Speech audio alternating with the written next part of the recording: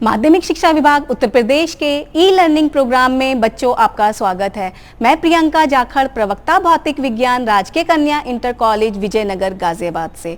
बच्चों आज कक्षा 11 विषय भौतिक विज्ञान के अध्याय 4 एक समतल में गति के भाग 1 में कुछ बिंदुओं का अध्ययन करेंगे जो इस प्रकार है। भौतिक राशियां, अदिश एवं सदिश राशियां, सदिशों के प्रकार, सदिश राशियों का संकेतन एवं निरूपण, सदिशों का वर्गीकरण, स्थिति सदिश तथा विस्थापन सदिश, सदिशों का जोड़ना। बच्चों, अपने अध्याय को शुरू करने से पहले हम यह जान लेते हैं कि हमारा जो आज का अध्याय है वो भौतिकी की किस शाखा के अंतर्गत आता है। यांत्रिकी। यांत्रिकी भौतिकी की वह शाखा है जिसमें हम वस्तु की गति का अध्ययन करते हैं। यांत्रिकी की 2 शाखाएं होती हैं, स्थितिकी और गतिकी। स्थितिकी में बाह्य बलों के अधीन साम्य अवस्था में वस्तुओं का अध्ययन किया जाता है। गतिकी में वस्तु की जो गति होती है, जिसके जो पैरामीटर्स होते हैं और उसके जो कारण होते हैं, उनका अध्ययन किया जाता है। गतिकी के 2 प्रकार होते हैं, शुद्ध गतिकी और गतिकी। शुद्ध गतिकी में बिना कारणों को जाने उसके पैरामीटर्स, उनके गुणों का अध्ययन करते हैं। गतिकी में पैरामीटर्स की तो बात करते ही हैं, उसके कारणों का भी अध्ययन किया जाता है। शुद्ध गतिकी में हम 3 तरह की गति का अध्ययन करते हैं, एक विमीय गति, द्विविमीय गति और त्रिविमीय गति। एक विमीय गति बच्चों आप अध्याय 3 में समझ चुके हैं, आपने उसको समझ लिया है। द्विविमीय गति, द्विविमीय गति जो आज का हमारा अध्याय है, एक समतल में गति द्विविमीय गति के अंतर्गत आता है। बच्चों, गति को समझने के लिए हमें 2 चीजों की आवश्यकता होती है, निर्देश तंत्र और प्रेक्षक। प्रेक्षक के मतलब होता है जो देखने वाला, जो ऑब्जर्व कर रहा होता है, ऑब्जर्वर। निर्देश तंत्र समय से संबद्ध निर्देशांक निकाय को निर्देश तंत्र कहते हैं। निर्देश तंत्र 2 प्रकार के होते हैं, जड़त्वीय निर्देश तंत्र, अजड़त्वीय निर्देश तंत्र। जड़त्वीय निर्देश तंत्र जैसा कि आप नाम से समझ पा रहे हैं, जड़त्वीय मतलब ऐसा तत्व जो जड़ हो, जो विराम अवस्था में, ऐसे तंत्र जो विराम अवस्था में होते हैं या अगर वो गति कर रहे होते हैं तो उनका वेग समान होता है, ऐसे तंत्रों को जड़त्वीय निर्देश तंत्र कहते हैं। जड़त्वीय निर्देश तंत्र न्यूटन के नियम का पालन करते हैं। अजड़त्वीय निर्देश तंत्र, अजड़त्वीय निर्देश तंत्र ऐसे तंत्र होते हैं जिनका वेग निरंतर बदलता रहता है, जो त्वरित होते हैं। अजड़त्वीय निर्देश तंत्र न्यूटन के नियम का पालन नहीं करते। निर्देश तंत्र में हमें 3 चीजों की आवश्यकता होती है, 3 अक्ष होते हैं। सबसे पहला निर्देश तंत्र जो सबसे अच्छा निर्देश तंत्र होता है वो समकोणीय निर्देशांक निकाय होता है। समकोणीय निर्देशांक निकाय में 3 अक्ष होते हैं, एक्स एक्सिस, वाई एक्सिस और जेड एक्सिस। ये तीनों निकाय आपस में लंबवत होते हैं। ये तीनों आकर जहां मिलते हैं, जिस बिंदु पर आकर मिलते हैं, उस बिंदु को मूल बिंदु या संदर्भ बिंदु भी कहते हैं। पी, एक्स, वाई, जेड ये निर्देशांक होते हैं जो वस्तु की मूल बिंदु से स्थिति को बताते हैं, दर्शाते हैं।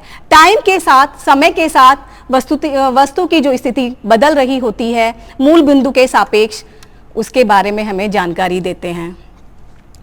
बच्चों, भौतिक राशियां, भौतिक राशियां वो राशियां होती हैं जिनको नापा जा सकता है। जैसे इसके कुछ एग्जाम्पल हम बता सकते हैं, द्रव्यमान है, वेग है, इनको नापा जा सकता है। तो ये कैसी राशियां हैं? भौतिक राशियां। भौतिक राशियां को अगर प्रकार होते हैं तो वो 4 प्रकार होते हैं, इनको 4 भागों में बांटा जाता है। अनुपातिक राशियां, अदिश राशियां, सदिश राशियां और प्रदिश राशियां। अनुपातिक राशियां बच्चों वो होती हैं जिनमें केवल हमें एक नंबर मिलता है, ना मात्रक होता है, ना दिशा होती है। ऐसे राशियों को अनुपातिक राशियां कहते हैं। जैसे अगर कहीं 1 लिखा है, 2 लिखा है, 3 लिखा है, 1/2 लिखा है, तो ये कैसी राशियां हैं? अनुपातिक राशियां। दूसरा होता है अदिश। अदिश को आप देखेंगे तो अ प्लस दिश में अगर ब्रेक करते हैं, अ प्लस दिश का मतलब होता है कि दिशा नहीं, जिसमें दिशा नहीं होती उनको अदिश राशियां बोलते हैं। मतलब मात्रक तो होता है, परिमाण तो होता है, परिमाण होने के साथ दिशा नहीं होती, तो ऐसे मात्रकों को, ऐसी राशियों को क्या बोला जाता है? अदिश राशियां। अदिश राशियों को जो जोड़ा जाता है तो एक साधारण बीज गणितीय जो हमारा अलजेब्रा होता है उसके द्वारा हम जोड़ते हैं। अदिश राशियों का अगर एग्जाम्पल देखें, उदाहरण देखें, तो हम उदाहरण में बात कर सकते हैं चाल, द्रव्यमान, समय, ये सारी अदिश राशियां हैं। सदिश राशियां वे राशियां होती हैं जिसमें परिमाण के साथ साथ दिशा भी होती है। ये दोनों तो होंगे, परिमाण भी होगा, दिशा भी होगी। जो मेन और इम्पॉर्टेंट थर्ड रूल आता है कि ये सदिश के नियम का पालन करती हैं। अगर दो सदिश को जोड़ा जाएगा तो वो सदिश के नियम के द्वारा जोड़े जाते हैं। सदिश राशियों को अगर हमें दो वेक्टर है हमारे पास, ए वेक्टर और बी वेक्टर है, दो सदिश हमारे पास दिए, तो उनका अगर हमें परिमाण निकालना है तो इस फॉर्मूले के द्वारा, इस सूत्र के द्वारा हम उसका परिमाण निकाल सकते हैं। जो थीटा है वो दो वेक्टर के बीच में, दो सदिश के बीच का कोण होता है। अगर इसका एग्जाम्पल हम देखें तो एग्जाम्पल क्या होता है, विस्थापन, वेग, त्वरण, बल, रेखीय संवेग, बल, आघूर्ण, ये सारे इसके उदाहरण होते हैं। प्रदिश राशियां, कुछ राशियां ऐसी होती हैं ना तो वो सदिश होती हैं ना वो अदिश होती हैं। जैसे भौतिकी में कुछ ऐसी राशियां हैं जिनकी कोई दिशा निश्चित नहीं है। अगर उनकी कोई दिशा निश्चित नहीं है इसका मतलब वो सदिश नहीं है, लेकिन उनका जो परिमाण होता है वो भिन्न भिन्न दिशा में भिन्न भिन्न होता है, तो इसका मतलब वो क्या है, अदिश भी नहीं है। ऐसी राशियों को जो ना सदिश होती हैं ना अदिश होती हैं उसको टेंसर या प्रदिश राशियां कहते हैं। इसका अगर उदाहरण देखें तो उदाहरण है जड़त्व, आघूर्ण, प्रतिबल आदि इसके उदाहरण हैं। बच्चों, कुछ भौतिक राशियां ऐसी भी होती हैं जिनमें परिमाण भी होता है और दिशा भी होती है, लेकिन वो फिर भी दिशा होने के बावजूद भी वो कैसी होती हैं, अदिश राशियां होती हैं, क्योंकि वो सदिश के नियमों का पालन नहीं करती। जो उनको जोड़ा जाता है वो सदिश के नियम के द्वारा नहीं जोड़ा जाता, उनको सिंपल बीजगणितीय नियम के द्वारा जोड़ा जाता है। जैसे धारा में दिशा भी होती है और परिमाण भी होता है, लेकिन वो कैसी राशि है, अदिश राशि। आगे बात करते हैं, अगर इसकी हम पूर्ण परिभाषा देना चाहें, सदिश के हम बता चुके हैं कि उसमें मात्रक होगा, दिशा होगी, या हम कह सकते हैं परिमाण होता है, दिशा होती है और सदिश के नियम का पालन करती है। बच्चों, सदिश को निरूपण कैसे करेंगे, कैसे निर्देशित करेंगे, कैसे पहचानेंगे, कैसे लिखेंगे? अगर जो इसको एक एरो से, एक रेखाखंड होता है, एक रेखाखंड में अगर हम कोई एरो लगा दें तो वो क्या होता है, वो रेखाखंड हमें क्या बताता है, सदिश राशि है। जैसे कोई रेखाखंड है, उस रेखाखंड के आगे हमने क्या लगा दिया, एक एरो लगा दिया, तीर का निशान लगा दिया, तो ये क्या दिखाएगा, ये एक वेक्टर या एक सदिश को दिखाता है। जो इसकी लेंथ होती है ये मैग्नीट्यूड बताती है, परिमाण को बताती है। ये इसकी टेल होती है, ये इसका हेड होता है। मतलब यहां से चल के वो ऐसे, initial point two final point. अगर हम यहां देखें कोई वेक्टर है, वेक्टर कहां से अगर आप कॉपी पर ड्रॉ करेंगे तो कैसे करेंगे, ए पॉइंट से, ए बिंदु से बी बिंदु तक। तो ये क्या दिखा रहा है कि ये इतना इसका मैग्नीट्यूड है और इसकी डायरेक्शन क्या है, बी की डायरेक्शन है, बी की तरफ। इसको पढ़ते कैसे हैं, ए बी वेक्टर।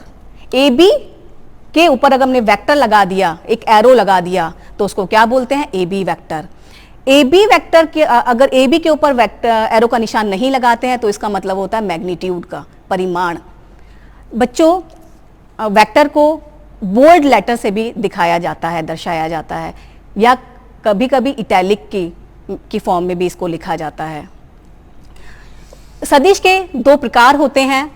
ध्रुवीय सदिश, ध्रुवीय सदिश मतलब वो होते हैं जो एक बिंदु की तरफ, एक निश्चित बिंदु की तरफ कार्य करते हैं। जैसे, या एक रेखीय, इसको रेखीय भी बोलते हैं, ये रेखीय सदिश होते हैं। आप यहाँ देख पा रहे होंगे जो कार्य हो रहा है वो एक निश्चित बिंदु की तरफ हो रहा है। इसका एग्जाम्पल अगर आप देखेंगे तो विस्थापन, संवेग, बल आदि।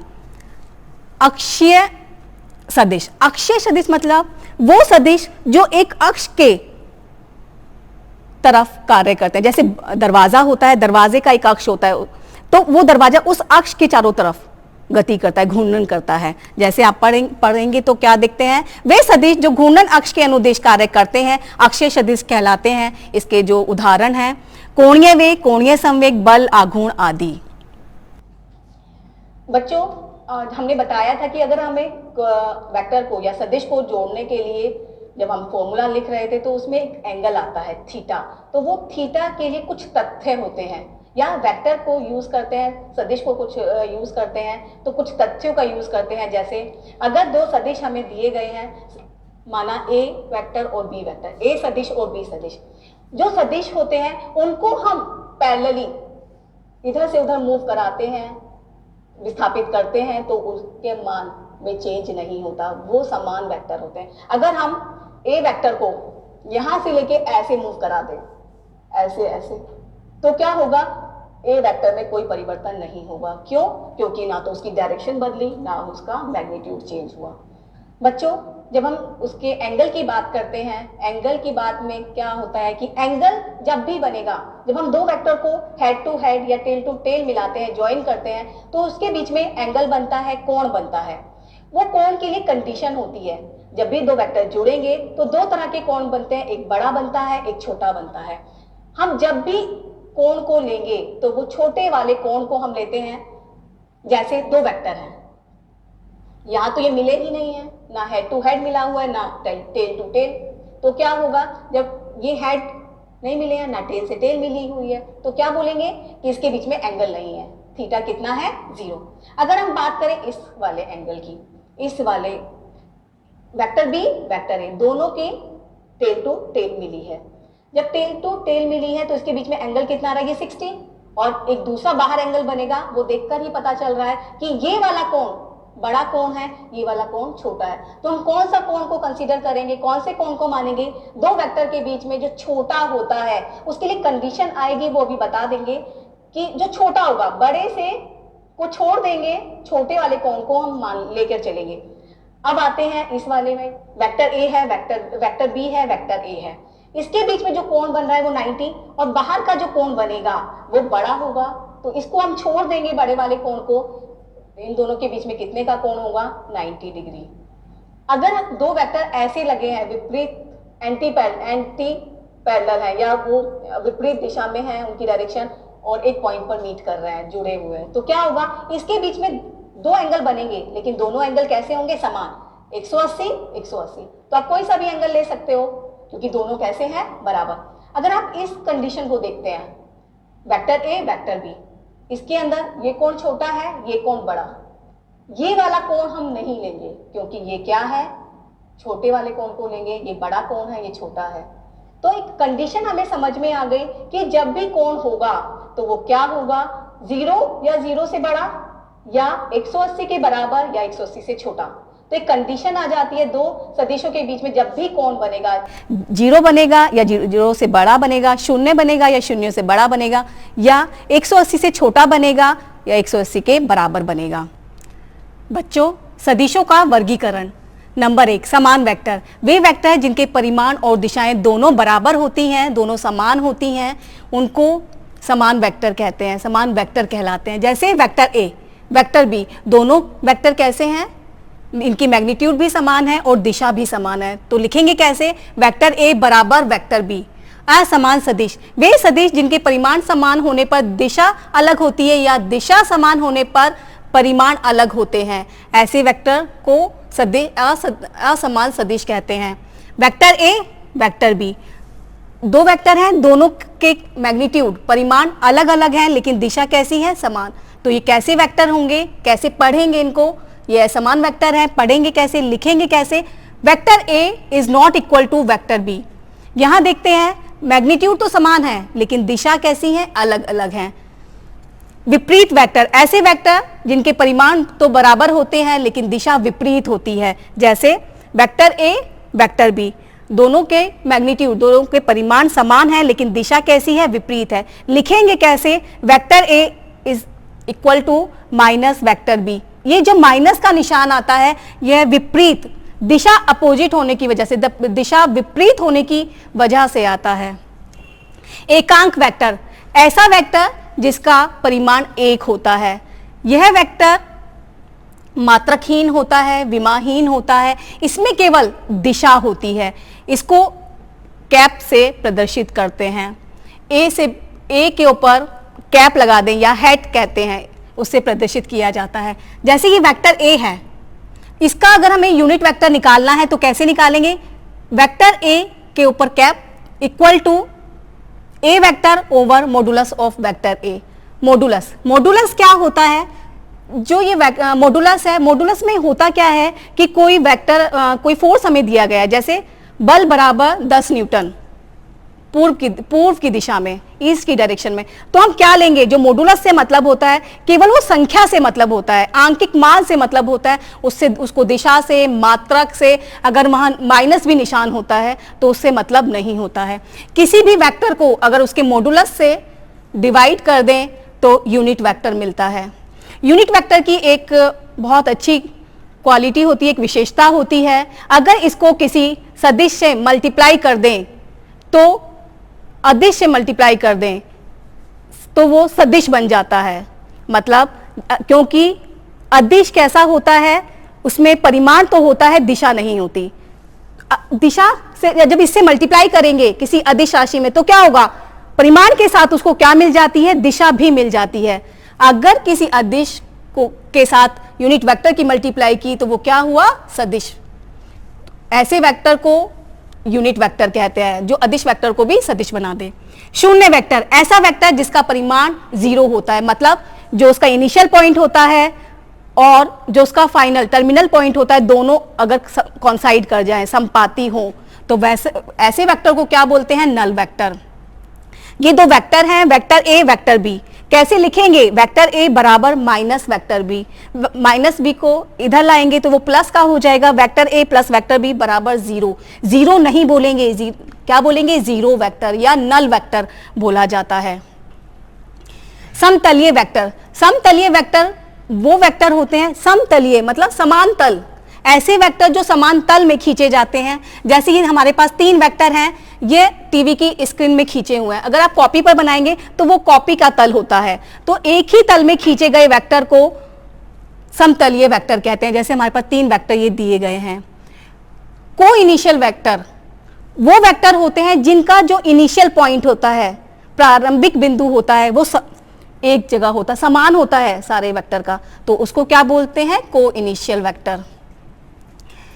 समकोणिक एकांक सदिश, समकोणिक एकांक सदिश नाम से ही समझ सकते हैं। समकोणिक, समकोण होना चाहिए और कैसे होने चाहिए? एकांक होने चाहिए। यूनिट, ऐसे यूनिट वेक्टर जो समकोण पर होते हैं, मतलब अगर हमारे पास 3 वेक्टर हैं, एक्स, हमने 3 डायरेक्शन ली हुई है, एक्स एक्सिस, वाई एक्सिस और जेड एक्सिस, तो ये तीनों कैसे होंगे? इस तीनों के बीच में जो कोण होगा वो 90 डिग्री होता है। इसको अगर हमें दिशा दिखानी है कि एक्स एक्सिस की डायरेक्शन, तो हम इसको किससे दिखाते हैं? आई कैप, वाई को जे कैप और जेड की जगह दिखाते हैं तो के कैप। ये कैसे वेक्टर होते हैं?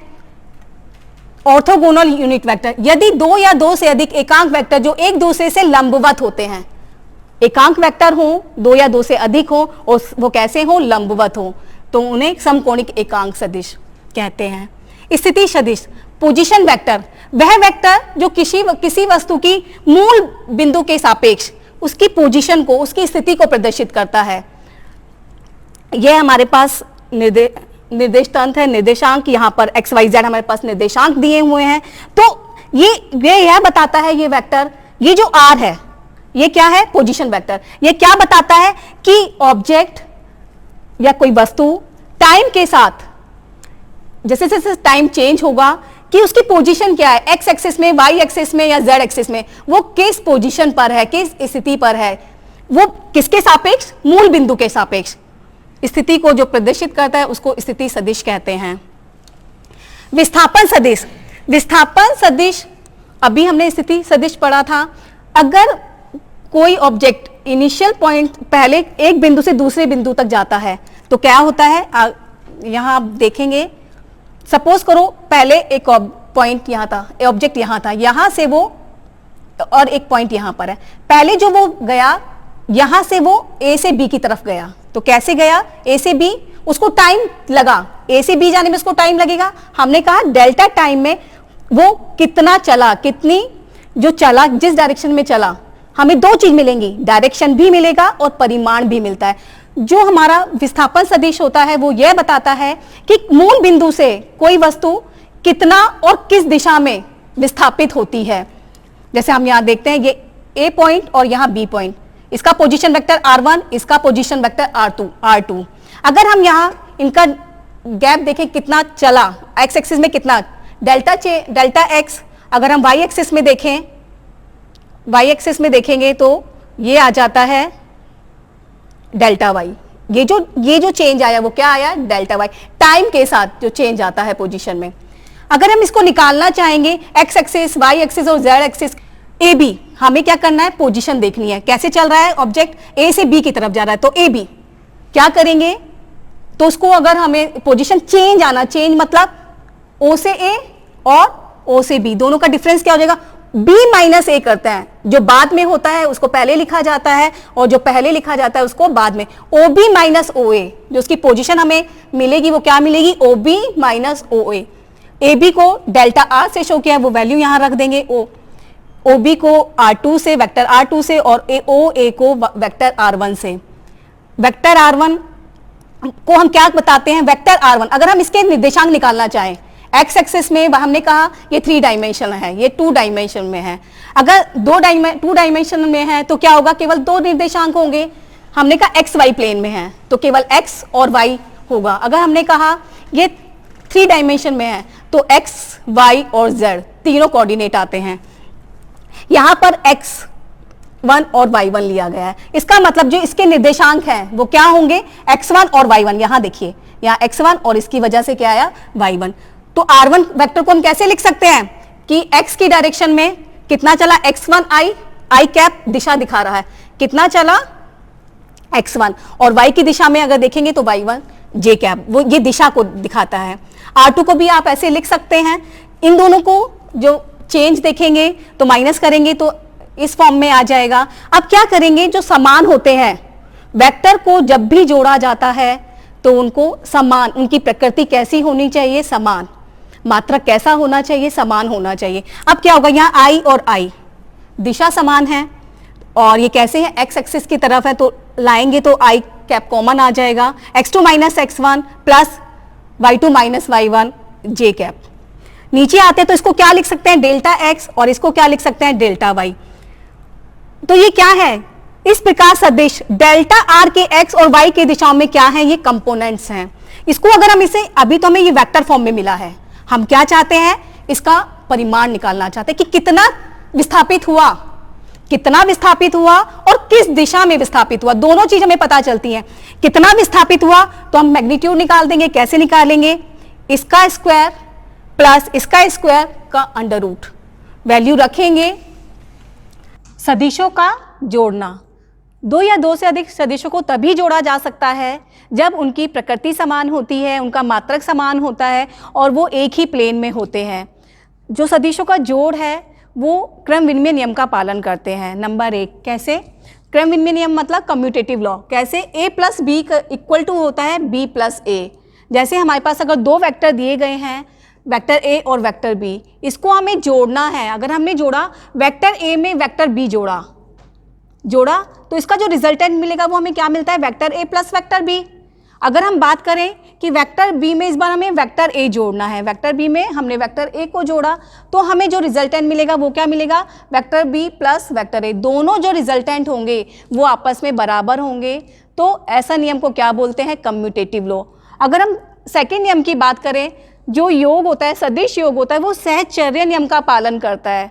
इसमें क्या होता है, अगर हमने 3 वेक्टर लिए, वेक्टर a, वेक्टर b और वेक्टर c, इसको जब जोड़ते हैं तो अगर हमने कैसे जोड़े, हमने पहले क्या जोड़ा, वेक्टर a और वेक्टर b को जोड़ा, तो इसका जो परिमाण आया वो परिमाण क्या आया, a प्लस b, और इसके परिमाण को हमने किस में जोड़ दिया, वेक्टर c में जोड़ दिया।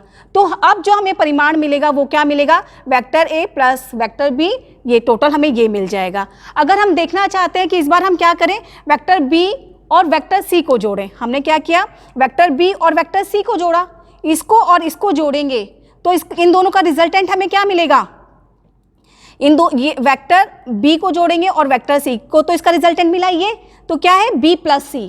b प्लस c में हमने क्या किया, वेक्टर a को जोड़ा, b प्लस c में हमने क्या किया, वेक्टर a को जोड़ा, वेक्टर a को जोड़ा, तो हमें जो रिजल्टेंट मिलेगा, दोनों में रिजल्टेंट हमें सेम मिला। इसका रिजल्टेंट और ये देखो, अगर आप इसको देखते हैं तो दोनों का रिजल्ट सेम आता है। इसका मतलब ये क्या है कि जो सदिशों का योग है वो सहचर्य नियम का पालन करता है।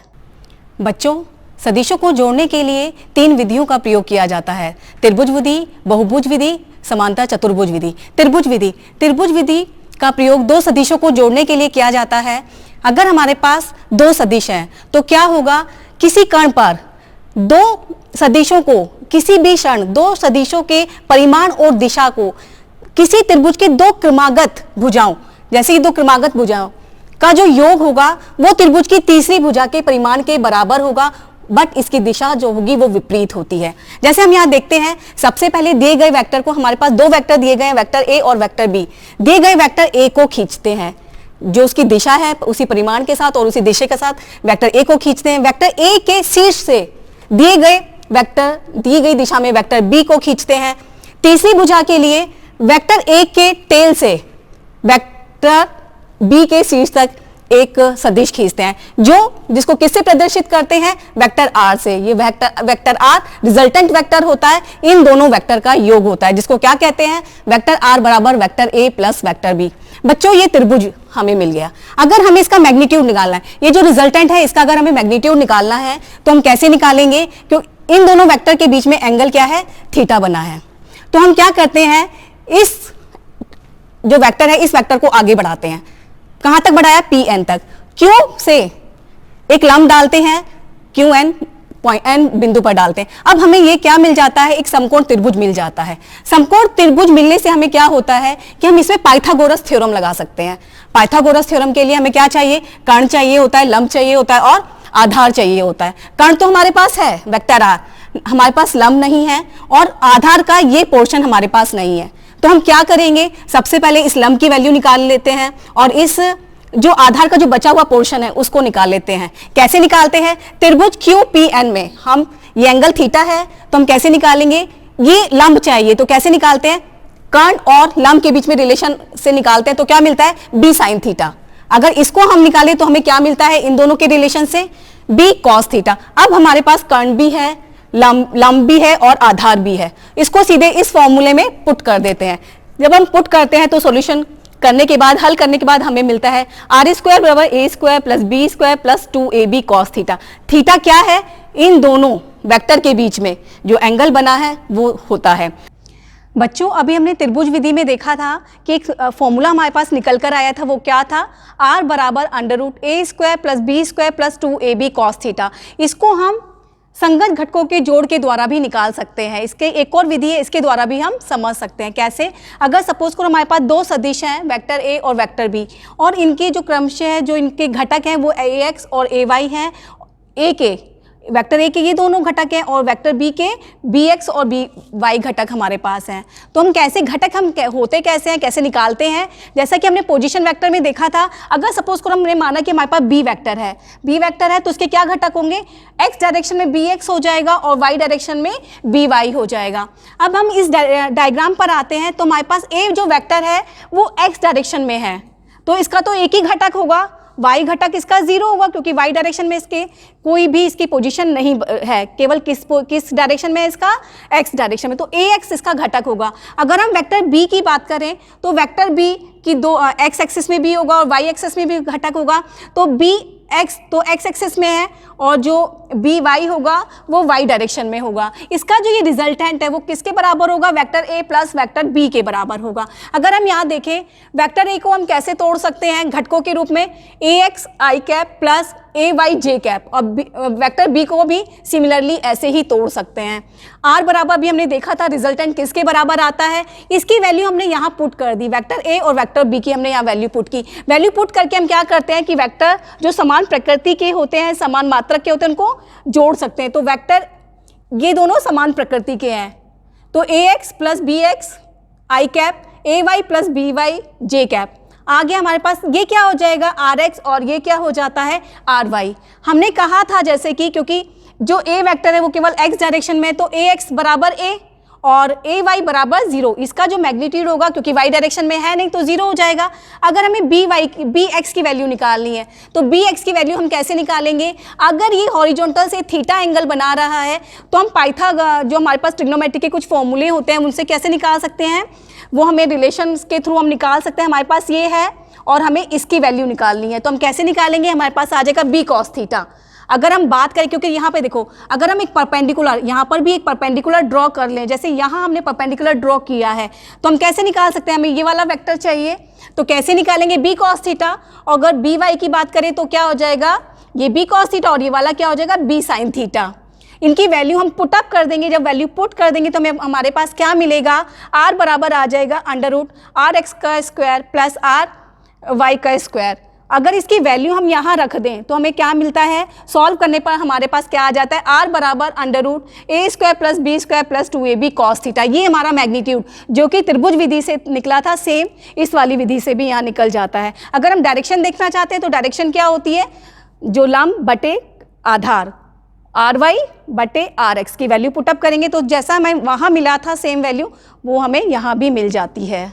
अगर हमें डायरेक्शन निकालनी है, डायरेक्शन निकालने के लिए हम क्या करते हैं कि यहाँ देखते हैं, सबसे पहले जो हमारा डायग्राम था वो डायग्राम हम यहाँ देख लेते हैं। इसमें जो देखा जाता है, बात करते हैं कि जो एंगल बनेगा किस किस के बीच में बनेगा? वेक्टर ए और वेक्टर आर, जो परिमाण है, जो रिजल्टेंट है, उसके बीच के एंगल को देखते हैं। क्या एंगल बना है? फाई। तो हम क्या निकालेंगे? ये पूरा त्रिभुज कंप्लीट कर लेते हैं, जो हमारी पीछे डायग्राम था उसको कंप्लीट कर लेते हैं। तो अब हम क्या निकाल पाएंगे? इस ट्रायंगल से हम क्या निकाल पाएंगे? tan phi. दिशा निकालने के लिए हम क्या निकालें? tan फाई बराबर होता है लंब बटे आधार। इसकी वैल्यू हम यहां पुट करेंगे तो हमें क्या मिलता है? b sine theta over a plus B cos theta. इस फॉर्मूले से हमें इसकी दिशा का पता चल जाता है। जो दो वेक्टर का योग का परिमाण होता है, उनके बीच का जो कोण होता है, जो योग हमें जो निर्भर करेगा, जो इन दोनों का योग होगा, वो किस पर निर्भर करता है कि इन दोनों के बीच का कोण क्या है। बच्चों, ये त्रिभुज विधि है। जो बहुभुज विधि और समांतर चतुर्भुज विधि को हम भाग 2 में देखेंगे। इससे रिलेटेड आपके लिए कुछ गृह कार्य दिया जा रहा है, इसको आप देखेंगे, जिसके बारे में हम नेक्स्ट भाग 2 में चर्चा करेंगे। धन्यवाद।